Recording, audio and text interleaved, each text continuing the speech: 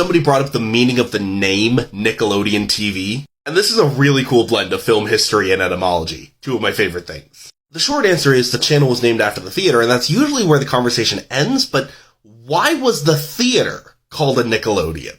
The Nickelodeon was the first movie theater. You would toss them a nickel and you could go watch a collection of short films and some illustrated songs, what we would today consider music videos. Now, this was 1905 to 1915, so a nickel in their money would be about $1.50 in today's money. Okay, that explains the nickel, but why the Odeon?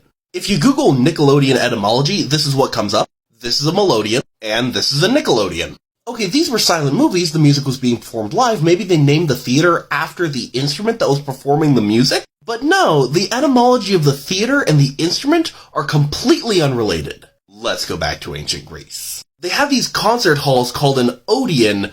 Okay, case closed, Nickelodeon. Except that's not where the Nickelodeon got the name. That was the inspiration for the inspiration. This is one of France's 6 national theaters. And as you can tell from the architecture, this was built back when everybody thought the Greek and Roman stuff was all that in a bag of chips.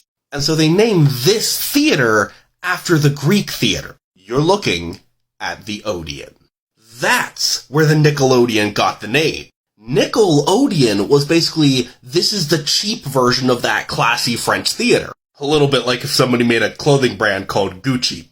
So the TV channel Nickelodeon gets its name from a century of film history and millennia of history across 3 different art forms. But honestly, it's kind of fitting that Nickelodeon would take all that history and set it aside to shorten their name to the more personable Nick. What could be a better tribute to over a century of saying, we made art cheap and accessible? Follow for more film talk.